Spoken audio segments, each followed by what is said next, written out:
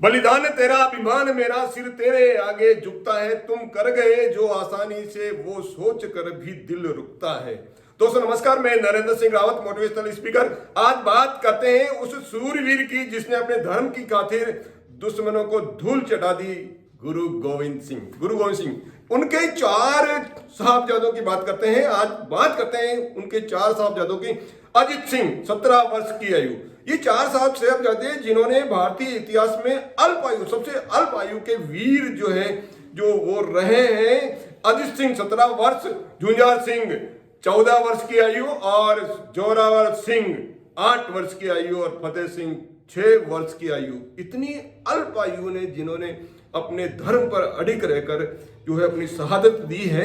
शुरुआत करते हैं आनंदपुर साहिब के किले से, जहां गुरु गोविंद सिंह जी और उनके सूरवीर सिपाही सूरवीर सिंह उन्होंने मुगलों के साथ में लोहा ले रहे थे। दोनों के अंदर घमासान युद्ध हो रहा था। गुरु गोविंद सिंह जी की बहादुरी से औरंगजेब हतप्रभ था और उसने गुरु गोविंद सिंह जी के पास में संदेश भेजा कि यदि आप इस किले से यानी आनंदपुर साहिब किले से आप यदि निकल जाएं तो हम ये जो युद्ध है वो खत्म कर देंगे। गुरु गोविंद सिंह जी को तनिक भी विश्वास नहीं था औरंगजेब की बात पर, लेकिन फिर भी आजमाने के लिए उन्होंने ये बात मान ली और ये जो किला है आनंदपुर साहिब से किले से जो बाहर निकले। लेकिन जैसे ही बाहर निकले तो औरंगजेब ने विश्वासघात किया और मुगल सेना उनके ऊपर वापस युद्ध के लिए टूट पड़ी और सिरसा नदी के किनारे वापस जो है युद्ध हुआ। इस युद्ध के कारण से गुरु गोविंद सिंह जी का परिवार वो अलग थलग हो गया। दो जो छोटे वाले साहबजादा जोरावर सिंह और फतेह सिंह वो अपनी दादी माता गुजरी जी के साथ में वो अपनी सुरक्षित स्थान के लिए निकल गए। लेकिन और उधर बड़े अजित सिंह और झुंझार सिंह वो मुगल सैनिकों से लड़ते हुए गुरु गोविंद सिंह के साथ में सिरसा नदी जो है उसको पार करते हुए और रात भर वो एक स्थान के ऊपर रोपड़ नगरी के अंदर वो रात उन्होंने गुजारी और सुबह वो चमकौर जो गढ़ी है वहां जाकर पहुंचे। इधर जोरावर सिंह और फतेह सिंह मुगल सेना के चंगुल में आ गए और मुगल सैनिकों ने उनको एक बंदी बना लिया। बंदी बनाने के बाद में उनको सुबह बंदी बनाकर उनको हवालात के अंदर बंद कर दिया और सुबह सिरहिंद का जो थाना है वहां ले जाया गया और वहां उनको रात भर खुले बुर्ज के अंदर यानी दोनों साहबजादे और उनके माता जी को खुले बुर्ज में जहां ठंडी ठंडी हवा आ रही है वहां उनको रखा गया। प्रातः उनको वजीर खां की दोनों साहबजादों को जोरावर सिंह और फतेह सिंह को वजीर खां की कचहरी के अंदर ले जाया गया। जब वो वजीर खां की कचहरी में ले जाया गया तो वजीर खां की कचहरी में जाते ही दोनों सिंहों ने फतेह करी, वाह गुरु दा खालसा वाह गुरु दा फतेह। तो ये सुनते ही चारों तरफ की सबकी नजरें उन छोटे छोटे जो वीर है उनके ऊपर चल गए। उनका जो चेहरा जो है उनके ऊपर चमक थी, बिल्कुल भी शिकन उनके चेहरे के ऊपर नहीं थी। उनका उल्लास और उनका उत्साह देखते ही बन रहा था।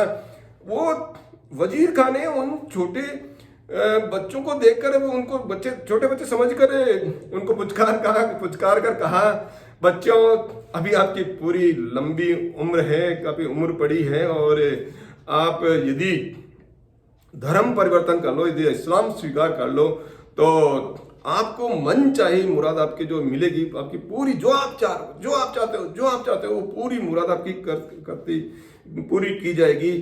दोनों सिंहों ने कहा कि नवाब ये हमारे मस्तिष्क के अंदर ये विचार जो है उत्पन्न भी नहीं हो सकता है। आप धर्म परिवर्तन की बात कर रहे हो, सिर कट सकता है लेकिन सिर झुक नहीं सकता। तो ये विचार उन्होंने जब रखा तो तब उनके दिमाग में पहुंचा कि यदि आपको अभी छोड़ दिया जाए, उन दोनों बालकों को पूछा कि यदि आपको अभी छोड़ दिया जाए तो क्या करोगे।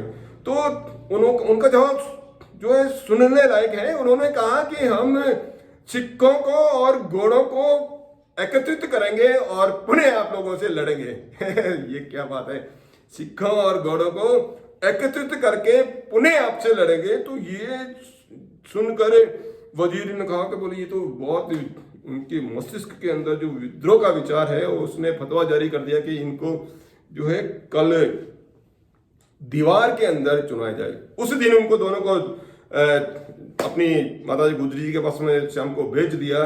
दोनों ने अपनी दिन भर की जो कहानी है वो सुनाई।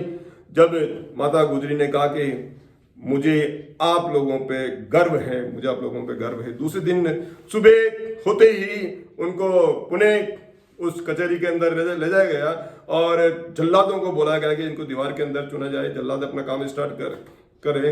एक बार फिर जल्लादों ने कहा कि एक बार फिर आप सुन लो, क्यों अपने जीवन गंवाना चाहते हो। उन्होंने कहा सिर कट सकता है लेकिन सिर झुक नहीं सकता। हम हमारा काम कर रहे हैं, आप अपना काम कीजिए। उनको दीवार में चुनना शुरू कर दिया और जैसे जैसे वो दीवार ऊंची करते जा रहे थे, उनके जो चेहरा और जो है उनके उत्साह और बढ़ रहा था। जैसे ही सीने पर आ गया तो उन्होंने जल्लाद ने वापस पूछा एक बार फिर सोच लो। उन्होंने कहा हो नहीं सकता, धर्म परिवर्तन हो नहीं सकता। हम जिस धर्म के अंदर जन्म लिया है उसी धर्म के अंदर जो है मरेंगे।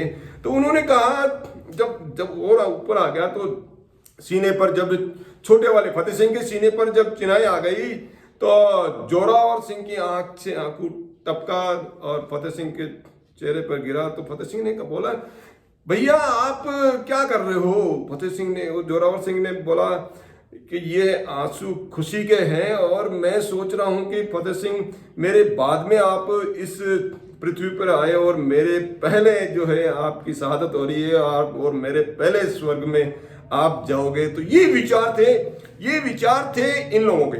और उधर अजीत सिंह और जुंजार सिंह मुगल सेना से लोहा लेते हुए वो वीर गति को प्राप्त हो गए। इस तरह से गुरु गोविंद सिंह जी ने अपने पूरे परिवार की जो है शहादत है राष्ट्र के लिए, धर्म की रक्षा के लिए दे दिया। मैं नमन करता हूं ऐसे गुरुदेव को। तभी तो उनके बारे में उन्होंने कहा चिड़िया नाल बाज लड़ावा गीदड़ा नू मैं शेर बनावा। चिड़िया नाल बाज लड़ावा गीदड़ा नू मैं शेर बनावा। सवा लख नाल एक लड़ावा ता गोविंद सिंह नाम कावा। इसलिए गोविंद सिंह जी को बहुत बहुत लख प्रणाम, सत नमन। अब शिक्षा क्या मिलती है गुरु गोविंद सिंह जी और उनके जो चार साहबजादों की शहादत से, कि धर्म परिवर्तन का विचार अपने मस्तिष्क के अंदर आना ही चाहिए। धर्म परिवर्तन करना दूर छोड़कर अपने विचार आपके मस्तिष्क के अंदर, हम किसी भी भारतीय के अंदर ये विचार नहीं आना चाहिए। अब क्वेश्चन आता है कि प्रश्न उठता है कि धर्म चाहे कोई भी हो उसको मानने में क्या तकलीफ है। अब ये विचार करने योग्य बात है कि ये धर्मांतरण नहीं है। धर्मांतरण आगे चलकर क्या होता है, राष्ट्रांतरण में बदल जाता है।